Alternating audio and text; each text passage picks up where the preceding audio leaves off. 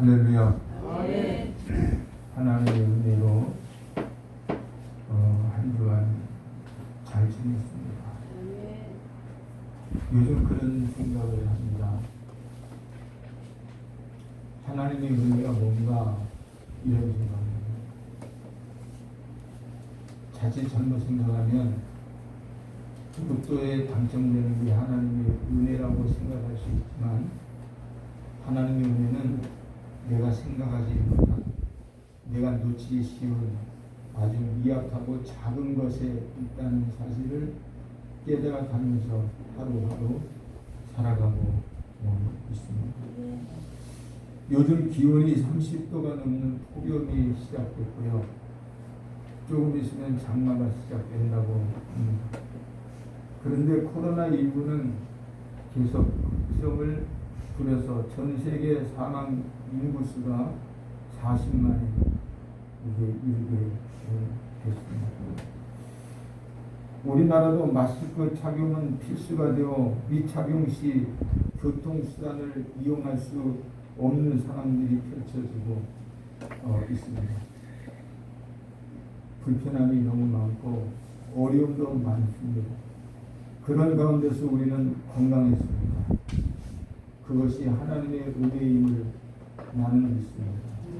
옆 사람과 한번 인사합니다. 하나님의 은혜입니다. 한 번 더 인사합니다. 잘 이겨주셔서 감사합니다. 오늘은 우리들에게 새로운 은혜, 새로운 복을 준비해 주시는 하나님에 대해서 말씀을 나눠보려고 합니다. 여러분은 하나님을 어떤 분으로 생각하고 계십니까? 하나님은 나의 내일 미래를 아시고, 나의 내일, 나의 미래를 아시고, 미래에 필요한 것을 준비하시는 하나님이라고 오늘 성경은 우리에게 말씀하고 있습니다. 하나님께서 불안해하시는 거 보셨습니까? 하나님께서 염려하시거나 걱정하시는 거 보셨습니까? 하나님은 절대로 불안해하시거나 염려하지 않습니다. 왜냐하면 우리의 미래를 다 알고 계시기 때문에, 또한 우리 미래에 필요한 것을 공급하실 수 있는 능력이 전능하시기 때문에 하나님은 모든 면에 있어서 염려하지 않고 차근차근 준비하셨다가 우리에게 새로운 은혜로 보여주심을 믿습니다. 반면에 우리는 어떤 존재입니까? 내일 일을 알지 못하는 존재.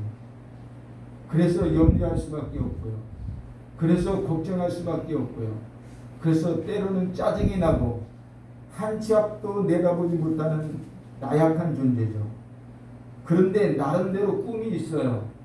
나약하고 그리고 미약한데도 나름대로 꿈이 있는데 그 꿈을 갖고 최선의 길을 준비했어도 내일을 알지 못해서 낙심하고 좌절하고 염려하고 걱정하며 근심하며 살아가는 그런 존재가 우리가 아닌가 싶습니다. 우리의 계획, 우리의 노력과 정성을 다하여 든든한 성을 쌓을지라도 이 세상은 결코 안전한 곳이 없음을 요즘 새삼스럽게 느끼고 있습니다. 그래서 우리의 삶은 오직 하나님 안에서 평안해야 되고, 하나님 안에서 은혜가 돼야 되고, 하나님 안에서 복을 받아야 됩니다. 우리의 눈으로 볼 때 좋게 보여도 거기에 하나님의 복이 없으면 불합격입니다. 우리의 눈에 아무리 멋있게 보여도, 잘된 것 같이 보여도 거기에 하나님의 축복이 없으면 실패한 겁니다.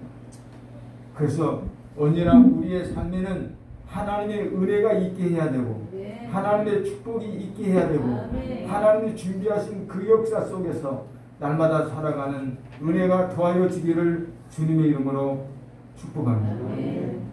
예레미야 29장 11절 보면, 예레미야 선지자는 역경과 시련 속에 있었던 이스라엘 백성들에게 하나님의 뜻을 알려줍니다. 하나님의 뜻이 뭔지 아십니까 여러분? 그러면서 예레미야 선지자는 그 하나님의 뜻을 선포하는데, 하나님은 우리에게 재앙을 주시기 원하시는 하나님이 아니라 평안을 주시기 원하시는 하나님이라고 말씀하는 거예요. 내 아버지가 되신 하나님께서, 나의 주인이 되신 그 하나님께서 나를 향하여 뜻을 가지고 있는데 그 아버지의 뜻은 재앙이 아닌 평안을 얻고 그 평안을 누리기를 원하신대. 우리 마음속에 소망을 주시고 심판이 아니라 은혜를 부어주시기를 원하시는 것이 아버지의 뜻이고 하나님의 뜻이고 나를 구속하신 우리 주님의 거룩하신 섭리입니다. 그런데 우리가 하나님을 믿을 때 하나님의 징계와 심판이 무서워서 불안한 마음으로 믿는 사람이 있는가 하면 똑같은 하나님을 믿는데 소망이 되시고 복의 근원이 되시는 좋으신 하나님으로 믿고 따르는 신앙을 가진 사람들이 있다는 거예요. 창세기 22장 오늘 성경 본문을 살펴보면서 하나님께서 아브라함에게 사랑하는 아들 이삭을 번제로 드리라는 말씀을 하셨어요. 저는 지난 며칠 동안 이 말씀을 붙잡고 이 말씀에 무슨 은혜가 있을까? 이 말씀의 의미는 뭘까? 본문은 어디서부터 어디까지 정해야 될까? 고민하고 씨름을 했습니다. 인간의 상식으로는 도저히 이해할 수 없는 하나님의 명령, 갈대아 우르에서 불러 구원하시고 하나님의 거룩한 백성이 되게 하셔서 하나님을 믿게 된 이 아브라함은 모든 소망을 하나님께만 두고 모리아산을 향해서 갑니다. 그리고 이삭을 제물로 바치는 아브라함의 그 믿음과 모습을 지켜보신 하나님께서 아브라함도 모르는 사이에 순양을 준비하셨다가 네가 나를 사랑하는 줄 이제 내가 알았다고 인정하시는 순간 그 순양을 발견케 하셔서 하나님 앞에 번제로 예배할 수 있는 은혜를 입혀주셨습니다.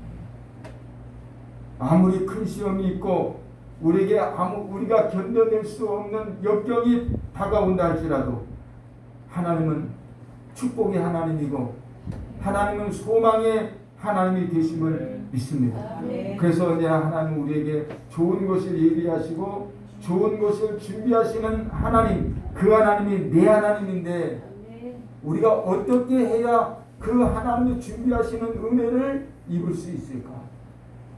하나님의 그 준비된 은혜를 입으려면 어떤 마음의 자세로 살아가야 하는 것일까? 오늘 성경을 통해서 몇 가지 생각해 보려고 합니다. 하나는 소망을 잃지 않아야 됩니다. 하는 것. 소망을 잃지 않아야 됩니다. 옆 사람과 한번 인사합니다. 소망을 잃지 맙시다. 이 세상에서 제일 불행한 사람이 누굴까? 그런 생각을 해봐요. 이 세상에서 제일 불행한 사람이 누굴까? 며칠 된 뉴스에 닉 부이치라고 하는 사람이 두 팔이 없지 않나요? 근데 이 두 팔이 없는 상태에 있는 사람이 이만한 다이 앞에서 서서 뜁니다.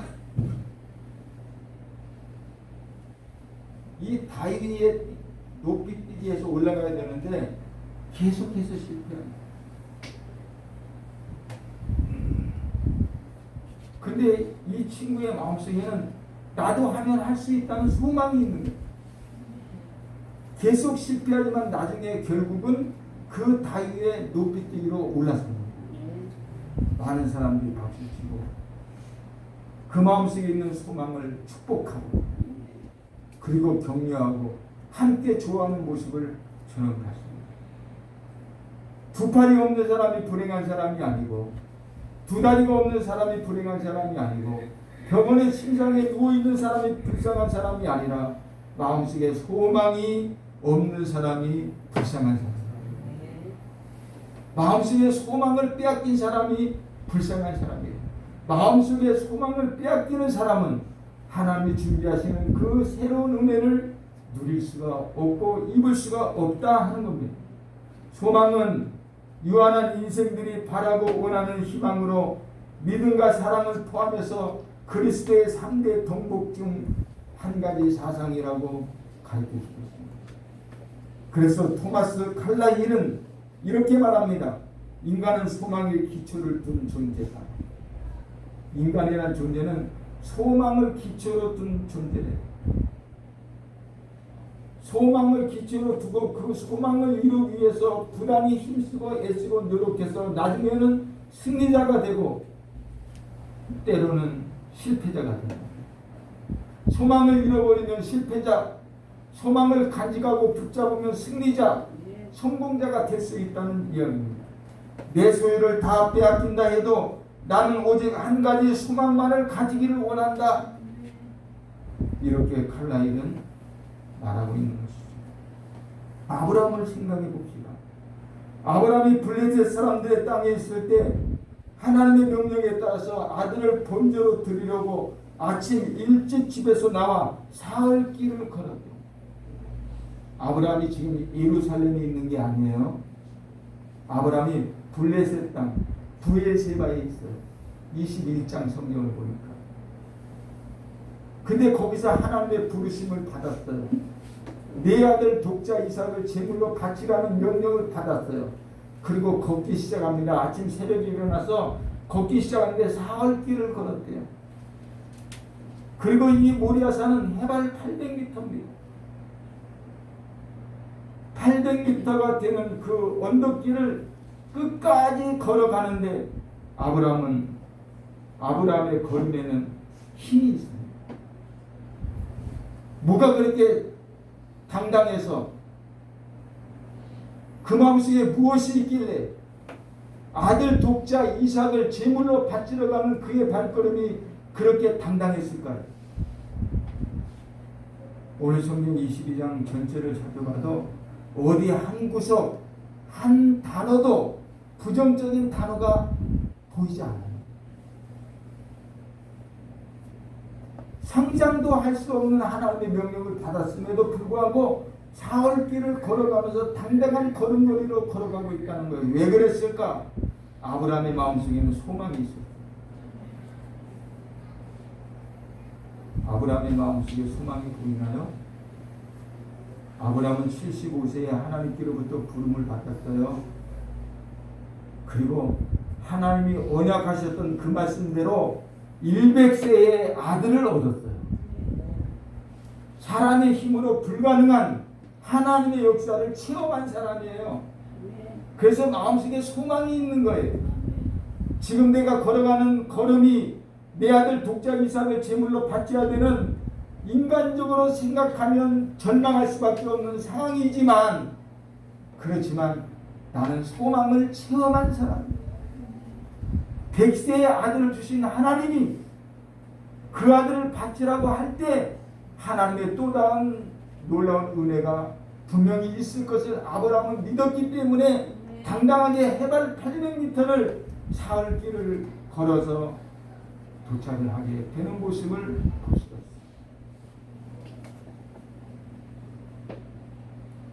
그리고 그 소망을 아들의 질문에 답하는 아브라함의 고백에서 저는 이번에 찾았습니다. 창세기를 계속 22장을 제가 읽는데 도대체 이 짧은 말씀 속에서 나는 뭘 찾아내야 될까?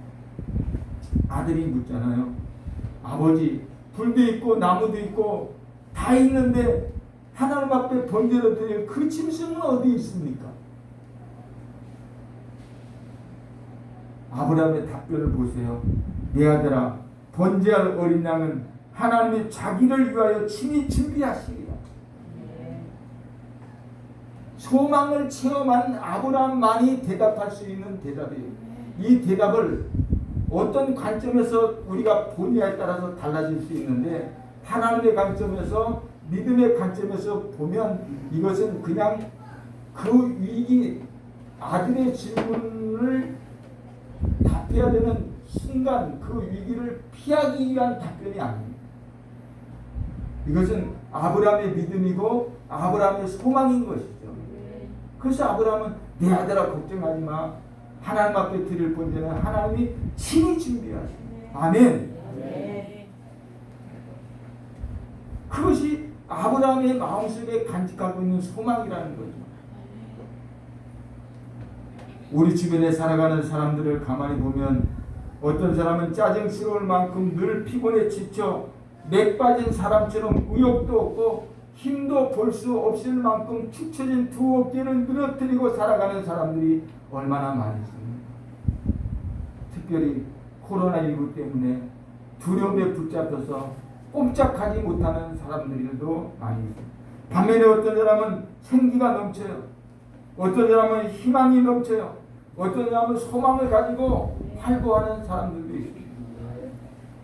이들은 꿈이 있는 삶을 살기 때문에 어려운 환경 가운데서도 인생을 아름답게 설계하고 희망을 품고 살아가는 것이죠. 저와 여러분은 하나님의 소망을 체험했습니까?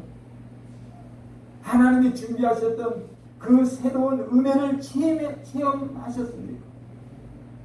하나님이 준비하셨던 그 새 은혜, 새 소망을 체험했다면 우리도 아브라함처럼 아들을 제물로 바치러 가는 그 모리아 산길에서도 당당한 걸음걸이를 해야 됩니다. 주눅들지 말고 기죽지 말고 하나님께 소망을 두는 자는 결코 불안해하거나 피곤해하지 않습니다. 우리가 시련과 역경을 겪을수록 더 큰 소망을 가져야 하는 까닭은 하나님께서 우리를 향하신 뜻이 재앙이 아니라 희망입니다. 저주가 아니라 축복이기 때문에 불안이 아니라 평안이기 때문에 그것이 나를 향하신 하나님의 거룩하신 뜻과 섭리랍니다. 일시적으로 실망이 되고 내 눈으로 볼 때 실패할 것 같지만 전능하시고 살아계신 하나님께서 분명히 우리의 삶에 좋은 것을 지금도 준비하고 계십니다. 그러니 우리 마음속에 뭘 빼앗기지 않아야 돼요? 소망을 빼앗기지. 소망. 어려움이 올수록 더 하나님께 맡기고 어려움이 올수록 더 하나님을 의지하고 더 하나님의 이름을 부르면서 믿음의 모습을 보이면 하나님은 새로운 은혜를 반드시 준비하십니다. 어려운 이때 하나님이 준비하시는 그 은혜가 저와 여러분의 것이 되어지기를, 우리들 가정의 것이 되기를 주님의 이름으로 축복합니다. 두 번째는 믿음으로 기도할 때 좋은 것으로 준비한다. 창세기 22장 본문에 믿음의 기도가 있습니다. 제가 성경을 봤습니다. 창세기는 제가 연구해서 논문을 썼던 책이기 때문에 어느 정도 제가 알아요. 근데 창세기 22장에서 아브라함의 기도가 보입니까? 안 보이시죠? 근데 지난 며칠 동안 저는 아브라함의 기도를 배웠어요. 이게 아브라함의 기도구나. 아브라함의 독생자 이삭이 아버지에게 번제할 어린 양은 어디 있습니까? 하고 물을 때 아브라함이 내 아들아 번제할 어린 양은 하나님이 자기를 위하여 친히 준비하시리라 하고 두 사람이 함께 나아가사 이렇게 말합니다. 아브라함의 답변은 질문하는 아들에 대한 답변이지만 아들에게 답을 주는 이 아브라함의 소리를 하나님이 들으셨을까 못 들으셨을까?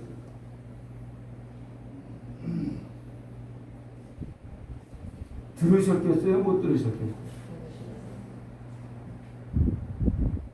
하나님께 드릴 번제물은 하나님이 친히 준비하시오. 하나님이 들으셨을까요? 못 들으셨을까요? 들으셨어요. 제가 우연히 길을 가다가 어떤 목사님이 다른 분들과 이야기하면서 고민거리를 얘기하는 걸 우연히 들었어요. 나는 우연히 들었어요. 저 목사님 요즘 참 어렵구나. 저 목사님 참 힘들구나 하는 것을 제가. 그리고 저는 제가 작은 선물을 하나 준비했어요. 위로가 될 수 있을지 모르지만 작은 선물을 하나 준비해서 몰래 지갑에 넣어줬어요. 그다음에 문자가 왔어요. 목사님, 제가 큰 힘을 넣고 문제도 다 해결이 됐습니다. 감사합니다. 우리 후배가 그렇게 문제가 아브라함이 하는 얘기 하나님 우연히 들으셨을까요? 하나님은 우리의 신음소리까지 듣고 응답하신다고 하잖아요. 하나님이 친히 준비하신다고 하는 이 아브라함이 아들에게 하는 이 답변은 아브라함의 자식에게 주는 답변이기도 하지만 하나님 앞에 드리는 간구였죠. 믿음의 고백이었어요. 하나님이 친히 준비하신 줄 나는 믿어요 하는 말이에요. 내가 지금 아들을 제물로 드리러 가는 이 모리아 산길 도중에 나는 하나님이 또 다른 예물을 준비하실 건 나는 믿습니다. 하는 거예요. 아들에게 하는 아들 들으라고 하는 이 소리를 하나님이 그냥 건 아들에게 하는 소리야 그러고 치부해 버리셨을까요? 그것이 아니라면 백세 얻은 독생자를 제물로 바쳐야 되는 아비가 자신을 믿는 전능자 하나님을 향해서 간절하게 외치는 믿음의 기도로 들으셨을까요? 어떤 걸까요? 아들에게 하는 답변으로 들었을까요? 둘러치기로 하는 답변으로 들었을까요? 아니면 전능하신 그 하나님의 은혜를 기대하면서 하나님 앞에 기도하는 심령으로 고백한 믿음의 소리로 들었을까요? 어떤 거였을까요? 전 3일 동안 이거는 아들에게 하는 답변이기도 하지만 이거는 하나님께 드리는 기도구나 그리고 그냥 결론을 냈어요. 믿음의 기도는 하나님께서 반드시 응답하시는데 아브라함이 그렇게 하나님께 기도했기 때문에 하나님의 신랑을 준비한 거죠.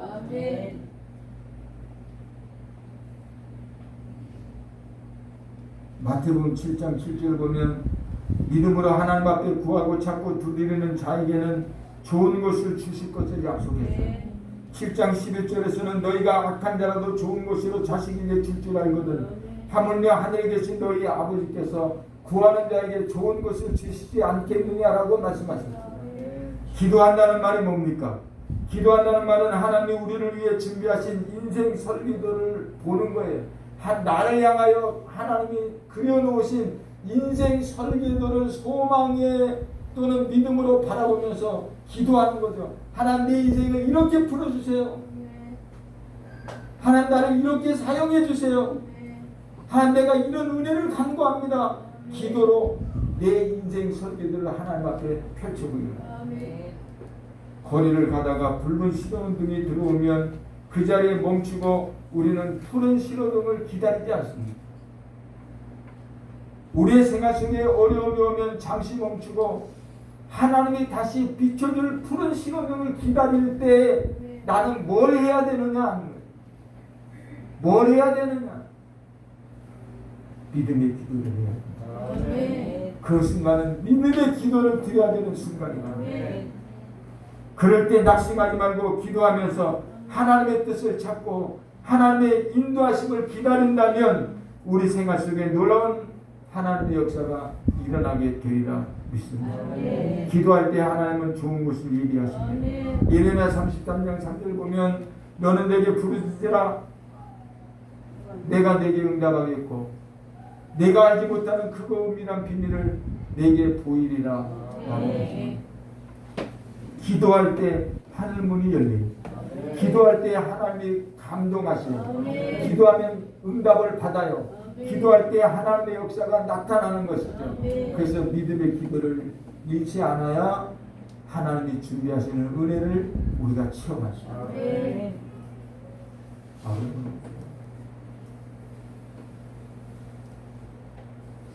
아브라함이 아니라 우리들에게 이런 상황과 같은 상황이 벌어진다면 우리 다윗이 아버지 불과 탈과 다 있는데 번제한 어린 양은 어디 있습니까? 라고 말하면 제가 무척 당하냐 할 거예요. 제대로 답변도 하지 못하고 당하요. 그 아브라함은 하나님 핑계인가요? 피할 길인가요? 그 믿음.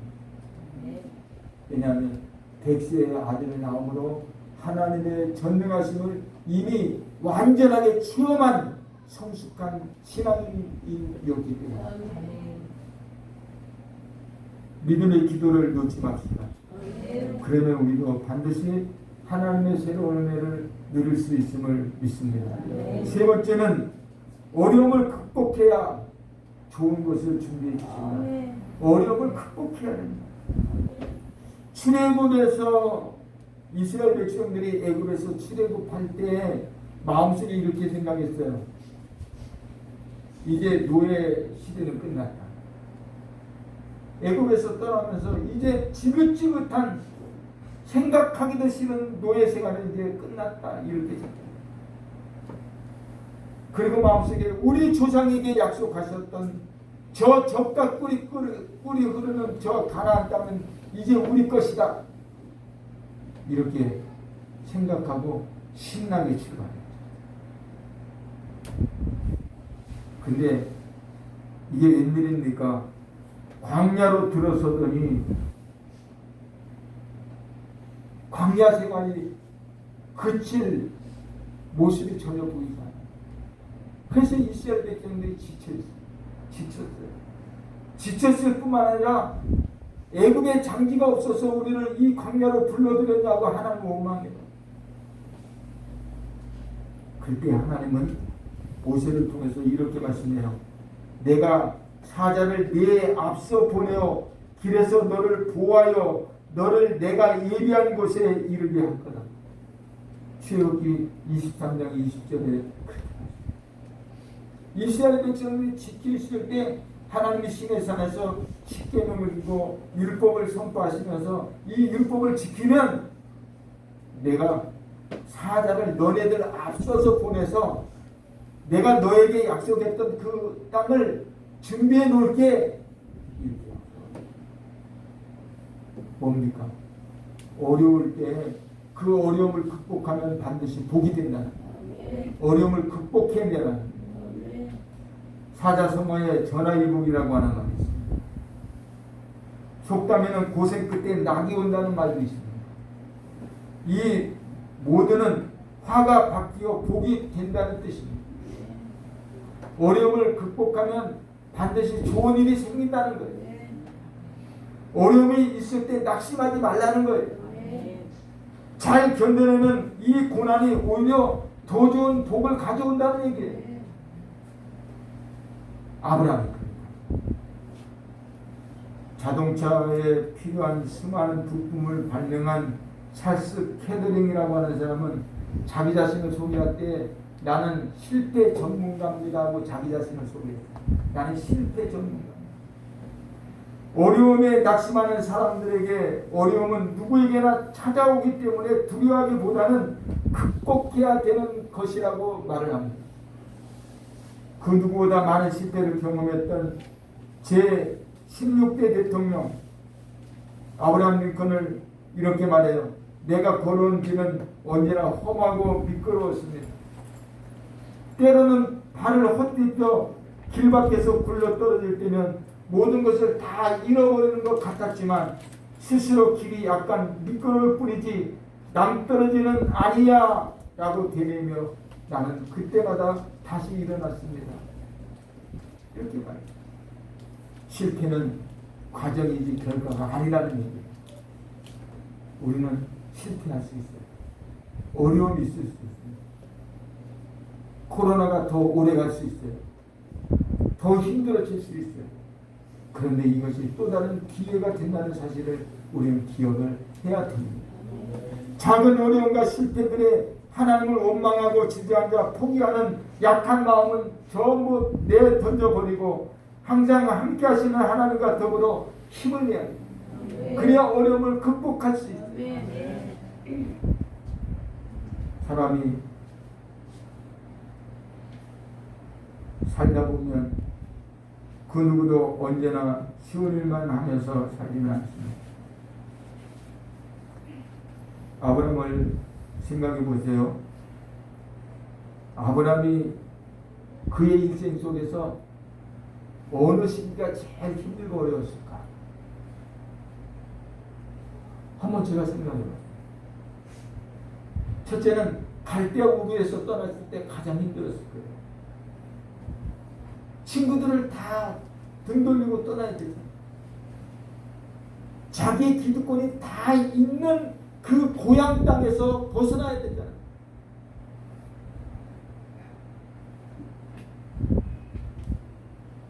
얼마나 힘들어요. 얼마나 힘들어요. 저는 요즘 나이가 먹어서 그런지 가끔 옛날 친구들이 생각해요. 근데 이 친구 이름이 기억이 나지 않아요. 아, 그 친구 그때 나하고 뭐 함께 했었던 그 친구 이름이 뭐더라? 그냥 생각이 안 나면 그냥 그걸로 끝나야 되는데 그 친구 이름 찾으려고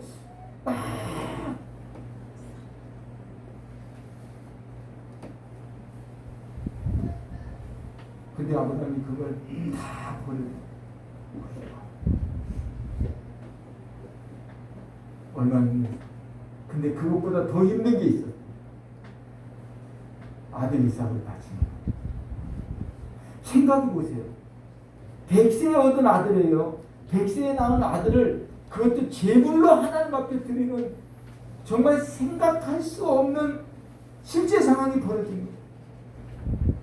얼마나 힘들고 어려웠을까. 근데 이 어려움 앞에서 아브라함이 주저하지 않아요.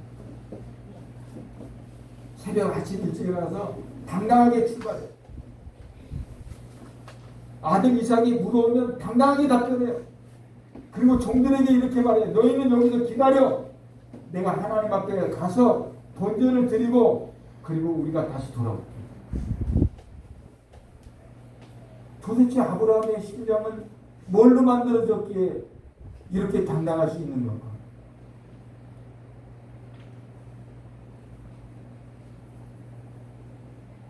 아브라함의 방식은 믿음, 그 하나님. 그 믿음이 소망을, 그 믿음이 기도를, 그 믿음이 어려움을 다 극복하게 했다. 우리에게 정말 필요한 것은 뭘까? 믿음. 전능하신 하나님을 신뢰하는 그 믿음 하나가 필요해요. 그 믿음만 있으면 우리는 능치 못한 삶이 없어요. 믿는 자에게는 능치 못함이 없습니다. 믿는 자에게는 능치 못함이 없습니다. 내 믿음대로 되지요.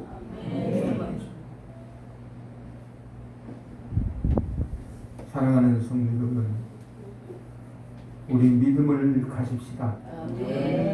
오늘 우리들 앞에 때때로 시련과 역경이 닥칠지라도 그 속에서 가장 좋은 것을 창조해 내시는 살아계신 하나님을 믿읍시다.